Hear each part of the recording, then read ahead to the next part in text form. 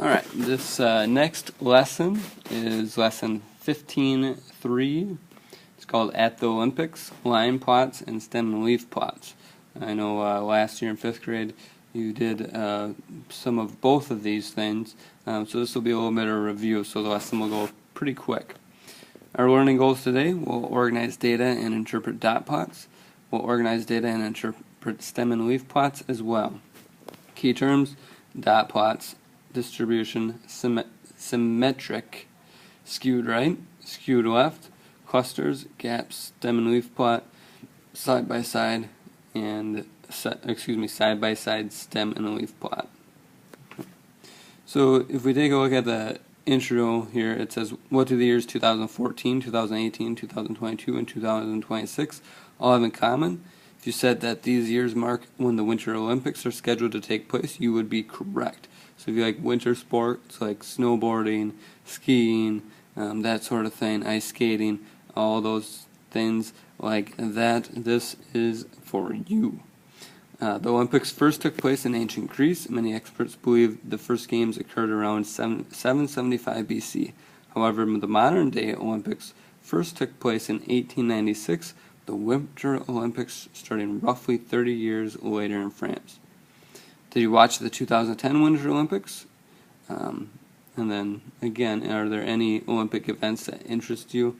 I know there's a lot of fun things to watch for me. I know I enjoy watching the hockey, speed skating, that type of thing is pretty awesome. So let's get right into the lesson then with problem 1. It's called Victory at the Olympics, Pure Gold.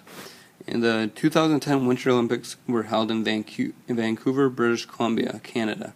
The games featured 85 medal events over 15 sports. The table shown lists the number of gold medals and total medals won by various countries. So you can take a look there. They have the country, the number of gold medals, and the total medals. The top 20 countries there are listed. So number 1 says, analyze the data shown in the table. And then A says, what conclusions can you make about the numbers of total medals won at the 2010 Winter Olympics? And letter B says, are the data in the table categorical or quantitative? Explain your reasoning. So this is going back to lessons that we've already done. So if you're not sure, go back to that lesson, look up that term, categorical, and then look up the other term, quantitative. Take a moment right now, answer 1A and 1B, and then when you're done, unpause the video. Now for 1A, there's a lot of conclusions that you could have drawn, but one of them would have been the United States won the most medals at the Winter Olympics, but Canada won the most gold medals. So that would be an example of a conclusion that you could draw. B, the data is quantitative because it can be placed on a numerical scale. So that's a little review from previous lessons. Letter C is as well, are the data in the table discrete or continuous? Explain your reasoning. So take a moment, answer that question, and then unpause the video.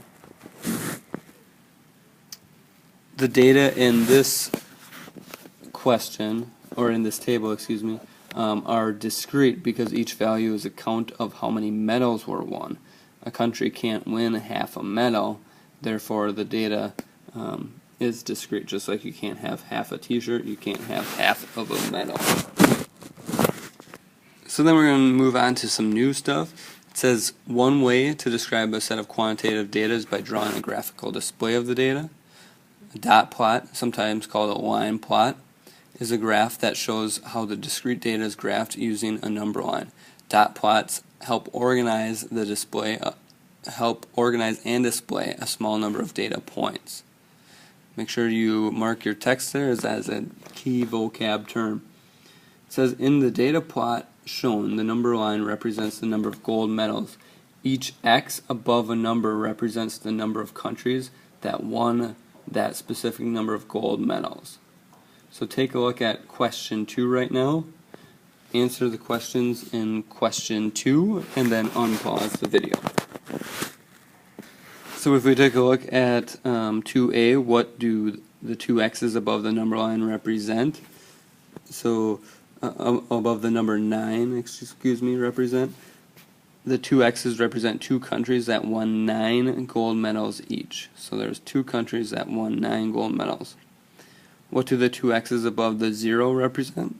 That also means that the two X's represent two countries with no gold medals. So those countries didn't win a gold medal.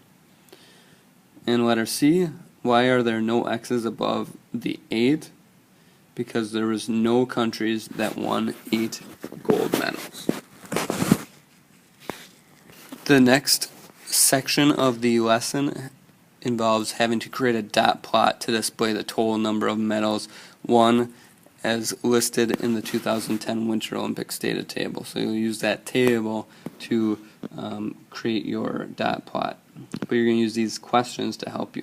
So what will you name your dot plot? So you need to think of a title. What numbers will begin and end your number line?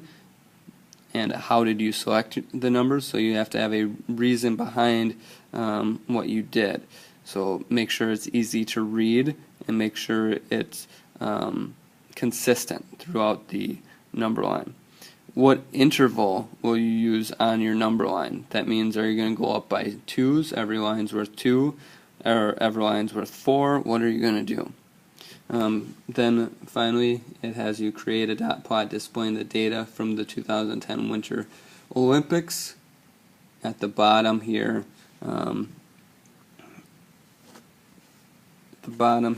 this is where your data plot is going to go, your dot plot, I should say.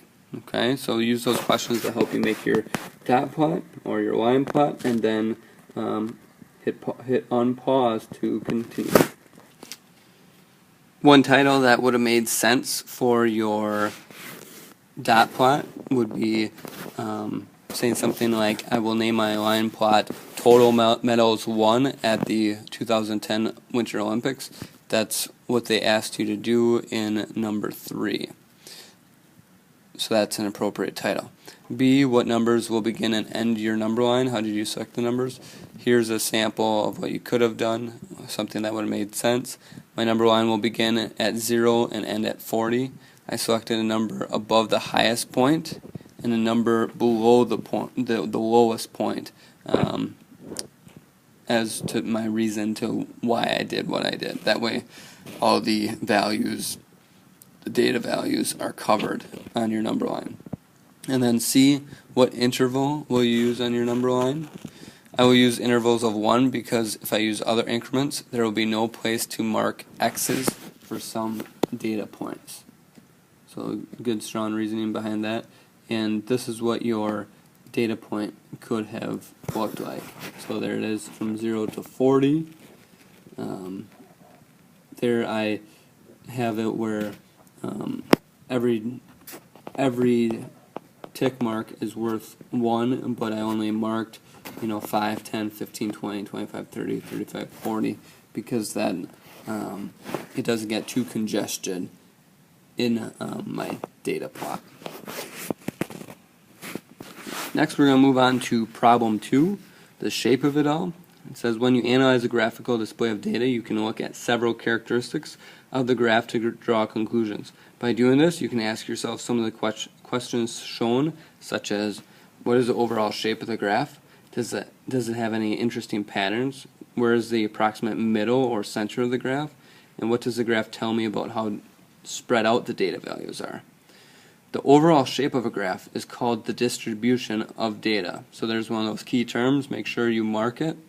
A distribution is the way in which the data are distributed. The shape of the distribution can reveal a lot of information about data. There are many different distributions, but the most common are symmetric, skewed right, or skewed left. So you can take a look at the picture in your book, and they give some details about symmetric, skewed right, and skewed left graphs.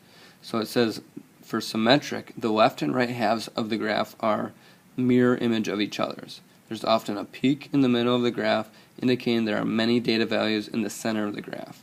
Okay, so there you can see that the symmetry of that graph. Skewed right. The peak of the data is to the left side of the graph. There are only a few data points to the right side of the graph. And then skewed left, the peak of the data is to the right side of the graph. There are only a few data points to the left side of the graph. So it says, Miko says that the dot plot shown in problem 1 for the number of gold medals 1 is skewed right. Do you agree with her statement? Explain your reasoning. So take a look back at that dot plot in problem 1 and then answer the question. So if you take a look at the dot plot, this is the dot plot or line plot from problem 1. You can see that most of the values are to the left of the data plot. So that means that it is skewed right. Here's how I would explain this. So yes, I agree with Miko's statement because the peak of the data is on the left side of the graph with only a few values on the right side. This means the majority of the countries won only a few gold medals and only a few countries won many gold medals. So again, skewed right. Number 2 says, examine the dot plot you created for the number of medals won by the top 20 medal winning countries. What is the distribution of the dot plot? Explain what this means in terms of the total numbers of medals won. So go ahead and examine yours and then unpause the video when you're ready. So this is what your line plot should have looked like. Again, there's quite a few values to the left of the plot and only a few values to the right. So again, that means that the line plot is skewed to the right. So again, answering here in complete sentences, the dot plot is also skewed right. The peak of the data is on the left side of the graph with only a few values on the right side. This means the majority of the countries won only a few medals, while only a few countries won many gold medals. So they're explaining what this means in terms of the numbers of medals won. Last two things we're going to do to wrap up this lesson here are taking a look at numbers 3 and 4. When analyzing a graphical display of data, you can also look for any interesting patterns. Some of these patterns include clusters, which are areas of the graph where data are grouped close together, and gaps, which are areas of the graph where there are no data. So this is for number 3, examine the dot plot you analyze for the number of gold medals won by the top 20 medal winning countries. Identify any clusters or gaps. Explain what this means in terms of number of gold medals won. And then number 4, examine the dot plot you created for the total number of medals won by the top 20 medal winning countries. Identify any clusters or gaps. Explain what this means in terms of total number of medals won. So go ahead and examine both of those dot plots, see if you can find any clusters or gaps, and explain. Once you have finished, the lesson for lesson 15.3, but make sure that you have all of lesson 15.3 completed all the way up through 1024. Alright? Thanks. We'll see you again soon.